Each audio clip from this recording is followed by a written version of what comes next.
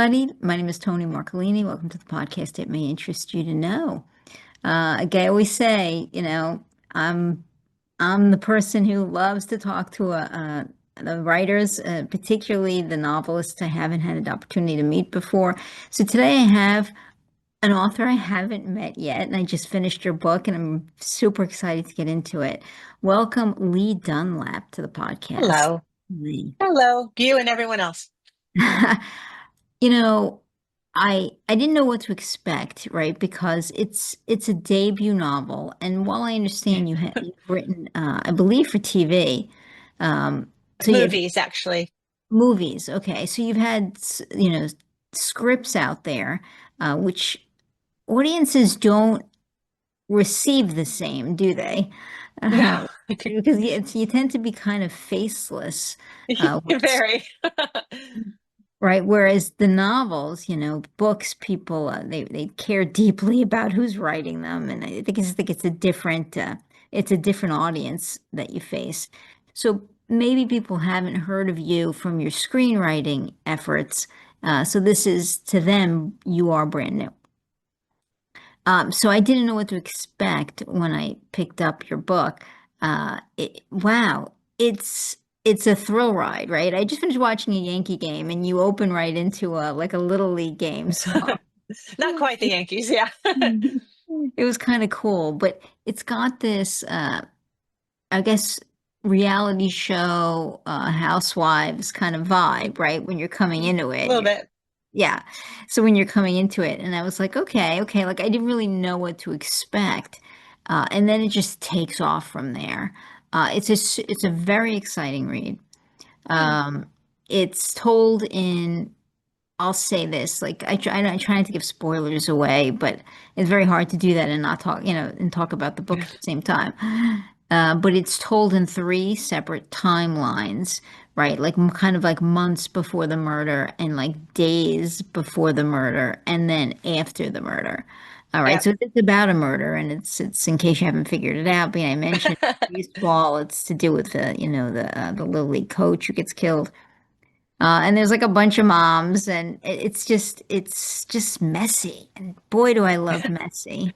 Yay. So, I mean, from that point of view, I mean, you really have to pay attention. Um, it's a, Yeah. sup- I'd say it's a surprise ending, but you're on a roller coaster once you begin. Because there's more than one point of view. You got all these just unpleasant people, right? Uh, A little bit. right, kind of coming together. I mean, from my point of view, I guess, because it did have that reality show, and this is behaving badly, parents, I guess, involved, and um, it was great. I mean, I loved it. I truly thought you won't see the end coming. It's like a slap in the face. And like I said, it's a fast-paced read. I mean, I tend to enjoy literary fiction because I like the people aspect. I like the messy. I like the relationships. So when something's not just a mystery, and I know I say this a lot, it's not just a whodunit, but you mix in the messy, that's definitely more my jam than just a straight mystery. So I thought you had that. It was just messy and delicious and just a great way to spend a few hours. So, Thanks for saying all that, and that's what I was going for. So I'm glad you said it. I hope it's sort of more than just a murder mystery. It's very character driven, obviously. So that makes me very happy that you say all that. yeah, no, it's definitely character driven. And like I said, it's messy. And you don't shy away from characters that we're not going to like. Yeah. That's one of the things that I have. I think I have the hardest time. So much you get a novelist on, right? And they're like, oh, the rule is, who are you going to care about in this novel? And, having to write characters from that perspective. And you know what? I my my lifetime as a matrimonial lawyer, there are times you're going to go 2 days and not meet one person you like. So, like, yeah, I Not when mean, they're in that mood. true, right? But so the reality is there are plenty of people in the world who are just unpleasant, right? Or just not that, and I don't think you should shy away from writing them, and you didn't, right? I thought you Yeah, wrote I them for agree all with they're that. worth. People are messy, they are real and they are good and they are bad. And I don't know about you, but I've never met a perfect person in my life. I've never met a person who was just like, wow, that's the nicest person I ever met. I'm sure they're that way 24 hours a day. And it's not true. So yeah, I hope the characters, yes, you might not like them all, but I hope you maybe understand partly what they're about and maybe see yourself a little bit in all of them. Because I kind of feel like I'm a little bit in all of them, for good or bad. Well, I mean, Unfortunately, that sounds terrible. I should say the detective Shay is sort of the character. If you're looking for a character to like, Yeah, she would be it. Shay's got to be the person, right? She's a single mom. She's not from the same side of town as these other women. So she's definitely more, I think, relatable. And she's the good guy, right? Yeah. Yeah, she's the good guy, but even she's complicated. She's not perfect.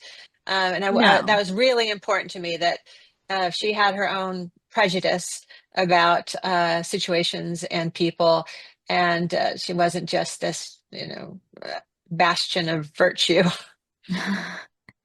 Right. Well, that's the thing. I think it's got to be really hard to write people who are real, right? I mean, aren't you tempted sometimes to make them better than as you said, people you know? I'd have to say, because my real job is as a screenwriter, and like probably 90% of the things I've read and turned in, they've said, well, you didn't make the lead girl nice enough. I'm like, not everyone's nice. Not everyone's nice all the time. People aren't like that, but people kind of just expect it, I guess. And there's a place for it, but that place was not this book. You know, You it made your just characters wasn't. real. They were very real, Good. and I liked. I could tell you had a screenwriter's background because the dialogue was very good. Good. That's how you Phew. always know you got a screenwriter writing the book. At least I There's got sort of that. there's sort of a difference if you really pay attention between somebody who's got a screenwriter's background and somebody who doesn't. Because I mean, That's interesting. yeah, for me that's what I picked up on because the dialogue is always sharper with a screenwriter because that's how they have to convey most of their story. Right That's a on good the point. page, Yeah. you're writing like, okay, she closes the book, she crosses the room. Those are all more like Right. actor, directions than anything else. But in the book, you have to be all flowery. I mean, we have to see the closing of the book. You have to, make us visualize the pounding of And the. that was so frustrating to do. Somebody who doesn't do that, I got a joke all the time. Like, you're writing, you're tired, and it's like, she enters the room, and like, well, they understand. She entered the room. Let's just get to the dialogue and move on. I'm like, no, you actually have to use all the words and figure it out. And then I got into it, but just like you say in a screenplay, you just don't have a lot of space to convey anything, and it is through dialogue where you get the most chance to shine. Other than that, maybe you get 2 lines to describe a character, and that's it. And really not even that much physically. So yeah, it was a little bit of an adjustment, but it was definitely fun to do something different. Oh yeah, and again, this is a great thriller. And it's a messy thriller. For those of my fellow literary fiction buffs, yeah, I can't say it enough. I really love mixing up messy with the mystery, and you'll get plenty of messy, Yay. right? And you sort of have, I mean, and for the reality show people out there, you sort of do have that vibe, because you have these mothers, these little league mothers, like Birdie, Amelia, Sutton. Mm. Yeah, I can't remember all. Kira and Vanita, those are the five. Yeah, yeah. So you have these like little league moms, and and just as you can imagine, what that Which I might think look they're like. everywhere. They're the They same all across the country, I'm sure. absolutely, and they sort of Yeah. permeate. right? The situation, any situation they're in, they tend to sort of Yep. take it over. Uh, so there's that, right? There's definitely that, and they're primed for the excitement that this murder brings, I think, to the town, right? I mean, there's a certain Yeah. element of I don't want to say it's a sleepy town, but it's a town, right? So you're not getting a lot of high traffic murders, uh, right? It's not like Not the in that middle. part of Atlanta. It is in the middle of Atlanta. It's well, I should say it's in North Atlanta. It's like the Beverly Hills of Atlanta. Yeah, it And felt like a no, town. It didn't feel like a it is city. very insular. And yeah, murders don't happen every day for sure, or every year, I would even think. I mean, when I actually lived there at one point, and I mean, there was sort of the one famous murder everyone talked about, whereas I know in other parts of Atlanta, there was probably a lot to choose from.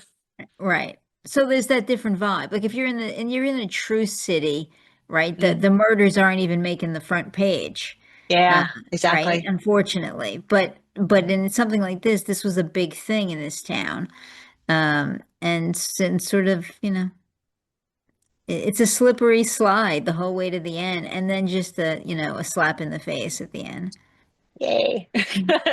So tell me Yay, how you I'm glad you felt that way. tell me your creative process. Are you one of the writers? I mean, I've had multiple writers tell me that they cannot like outline. They need to sit down Oh, and like start and just be their hands are on the keyboard and the characters are in their head, and they're just going that way. And Matthew Dix tells a great story about how he's writing he's writing this and his wife calls and he picks up the phone and he's like, wait, he's about to get up to the roof. And she's like, well, does he live or doesn't he? And he's like, I don't know. Let me go. I have I to don't find know. out. Like, because he couldn't even Oh, think yeah. that far ahead that he had to be there to know, to have the character tell him. And then I've had Huh. people come in and say, I need everything totally outlined. I've got to follow a chapter outline or I can't do it. What's your process? Yeah. I am a note card highlighter, post-it kind of gal. The I have the screenwriter in matrix you. up. I have it's the screenwriter in me, and I have to have that. But having said that, I'm definitely the character sometimes took me places I did not intend them to go, and that's fun. And then it was like, oh, rip up those note cards and move them Mm. around. Um, so so it was a little bit of both, but heavy, heavy on the outlining. I because I know too much from past just in screenwriting. If you start going off on that road and you don't know where you're going, you're going to be going back to the beginning of your journey and starting all over again. So know where Rewriting. you're going first. Yeah, and you have to rewrite so much anyways. Why put yourself in a position where giving yourself an extra rewrite? um, so I like the outline. I thought it was so tightly written, right? And because it's multiple point of views, you're moving Yeah, yeah. with this story.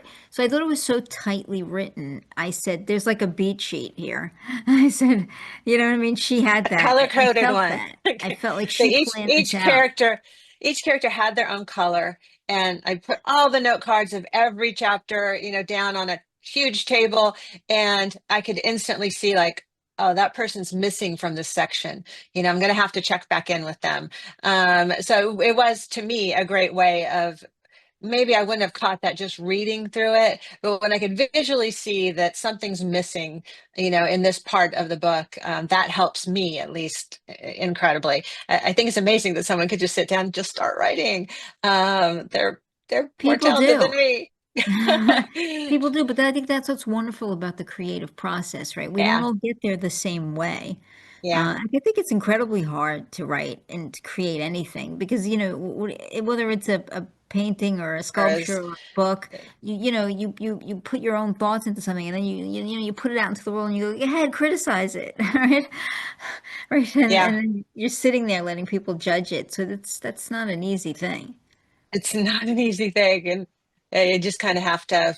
I mean, I know it from writing movies and getting bad reviews sometimes, and you just have to say it's something is not for everyone. Right. And you hope you get more good ones than bad ones, and kind of stick to that. And I don't know how I was at BoucherCon this week, past week in New Orleans, and met a lot of authors. So that was really cool. And over and over and over again, they're like, do not look at the reviews. Do not look at the bad reviews. Do not look at the good reviews. Just don't look. So that's Probably where I'm good at the advice. moment. I think it is because, I mean, creative people, they're, me included, just Sensitive.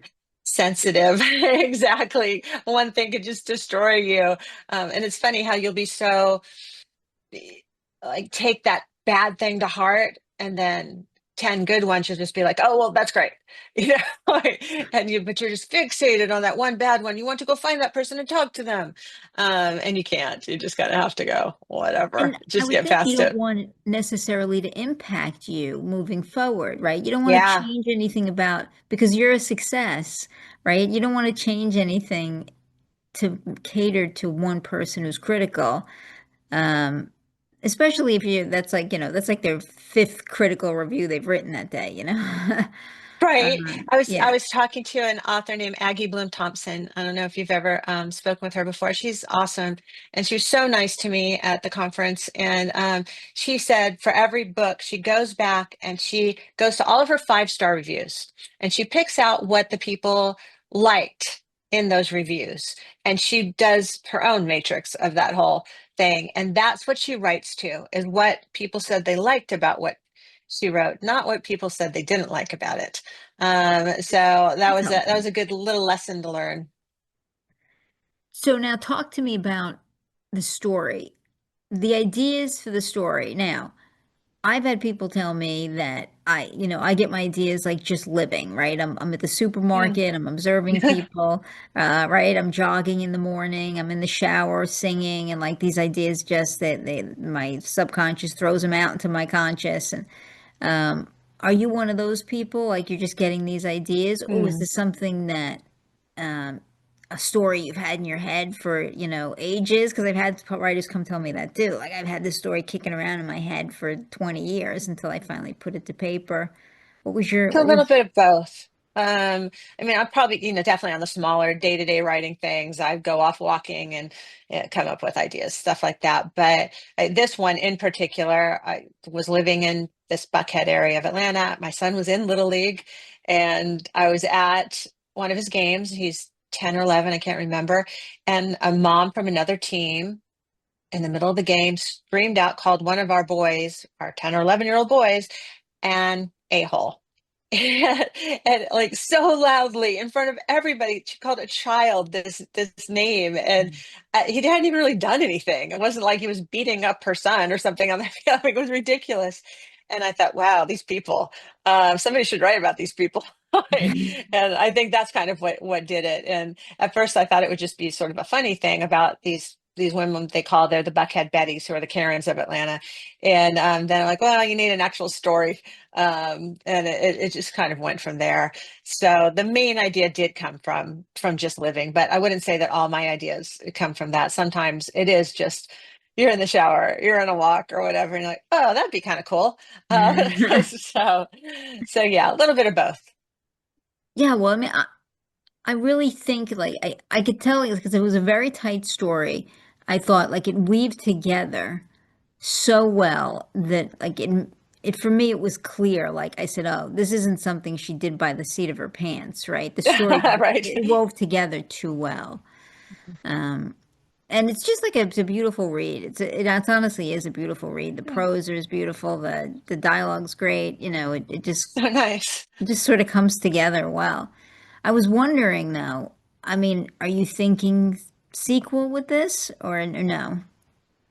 Possibly, we'll see. I know what the next one is. I don't know if that's the next thing I write though.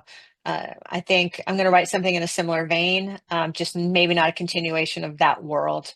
But I definitely should somebody want me to write another one, if the reception to this one is great, I know exactly where it goes. Hmm. So that would be fun too.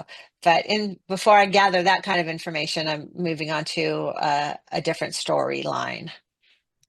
So what do you prefer?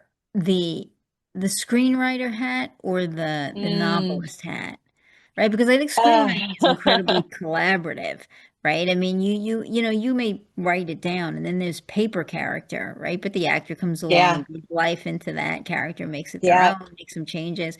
And you have the director and the cinematographer, and they visually weave you through, and then the editor decides what cuts of this, they're going to take from it, and I mean, it gets all put together, and it may not look at all like what you put down on paper initially, or even how Usually you not. saw it in your head. Yeah, Right? I mean, but yeah. it's just collaborative. It's so many people saying, create, create, create, create in the recipe, right? And then this collaborative thing comes out at the end. But screenwriting, I mean, but being a novelist is very isolating in that regard. It's all you. Right. Yeah, that's true. Uh, Until you get to your editor or, sometime your agent.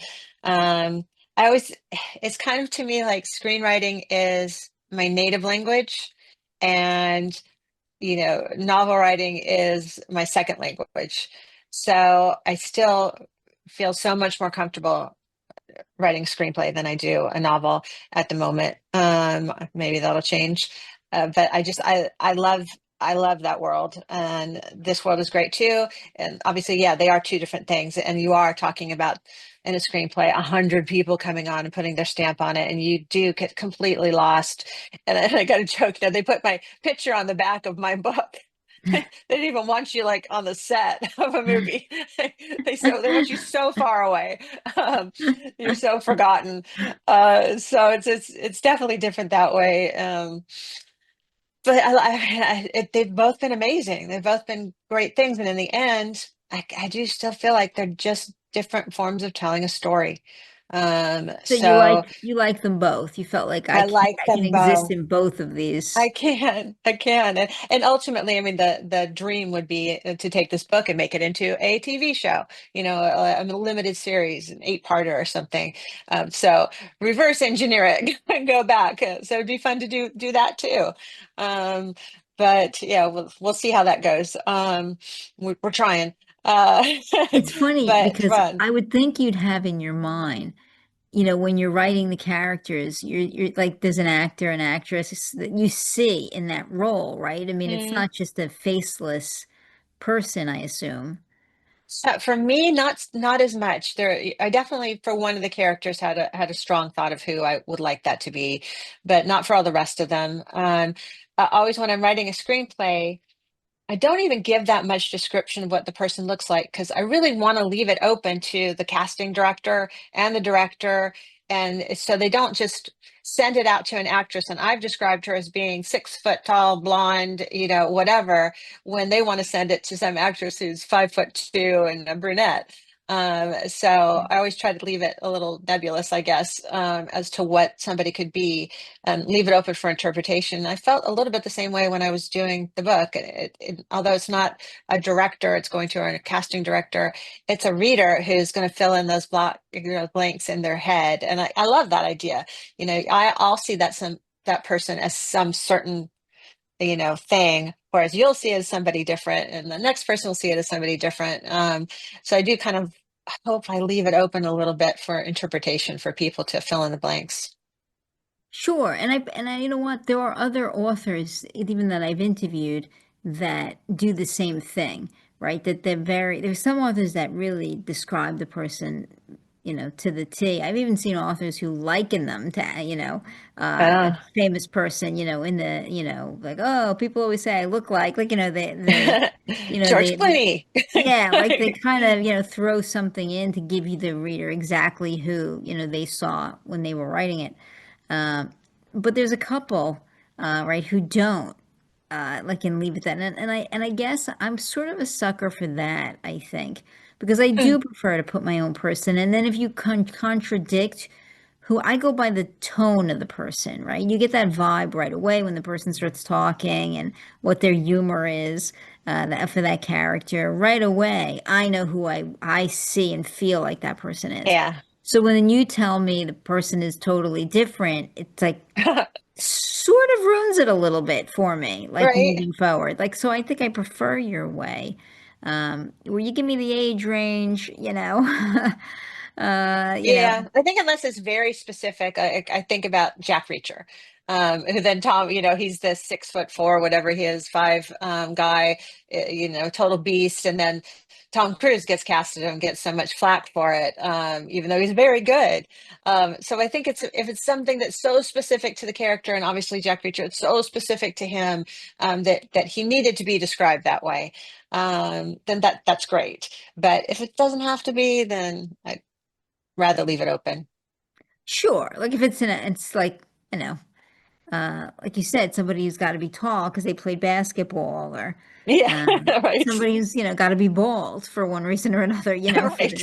for it to make sense. It's like Lex Luthor and Superman. Um, Yes, that's how we all think of him, right? right. So, I mean, I think though I agree with you. I like that, aspect of it, that you did sort of leave it open, and I had somebody in my head for like all of them, uh, Good. which, I thought made it a little bit easier or better or more fun maybe because I took people that I pictured that I didn't like, but like I loved to see them play Yeah, people I didn't like. Like I just right. put that together. But okay, so let's talk about the process of getting this from you decide you're going to leave, or maybe you didn't leave, but you're going to deviate from screenwriting to do this book. What does that look like for you? Is that like it's a huge decision, I would think. It was actually a very easy one because it was the pandemic and I wasn't going to sell anything anyways. If I was going to do anything at that point, that this would have been the way to go, to have that time. And it was great to have that time. And then it was followed right up by the writer's strike, in Hollywood. So I had nothing but time to work on a book. And I also, in my I felt like if I had just taken this and written it as a 8-part HBO show, tried to sell it as that, I would have never sold it in a million years. Because, of course, they like the IP of having a book, and sort of that built-in audience. So I'm like, well, fine. I like this idea. I want to write this idea. I'll write it as a book and we'll go from there. But I was definitely, I definitely benefited from a forced retirement from screenwriting for a Yeah, while. yeah. Like all of us, we were all forcibly retired. Think about what you really want to do in life. Here's your chance. Well, I think that was really hard for people who uh, like to be, their mind's always working, right? So I think the pandemic in that way, when you're forced home or you're not doing your regular job, Yeah, suddenly your mind's like, what am I doing? What am I doing? What am I doing today? Like, it's terrible. Destroying. Just I felt. Oh boy, people just you had to really learn to be resilient, didn't you?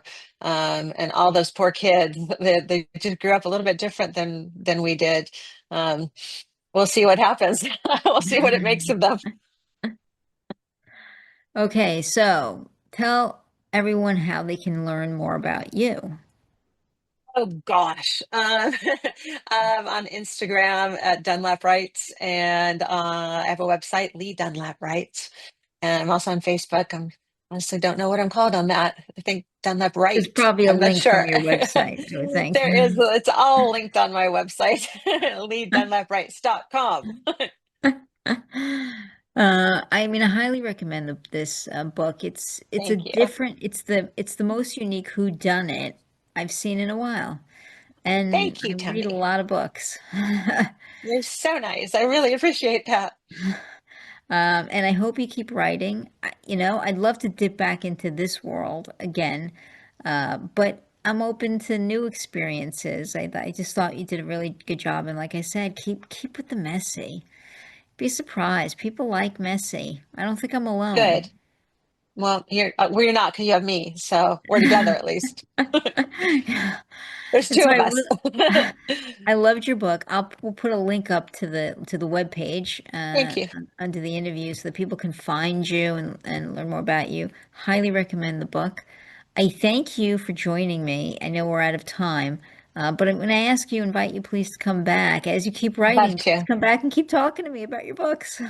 Thank you so much. I really enjoyed it. I really appreciate all the kind words. And whatever you have going. I mean, if you're writing a new movie and that's coming out, whatever you're doing, your new projects, come back and talk to me. I love to get into Would this love stuff. to. I would love to. That's awesome. Thank you. Thank you for joining me. and I'm going to say goodbye.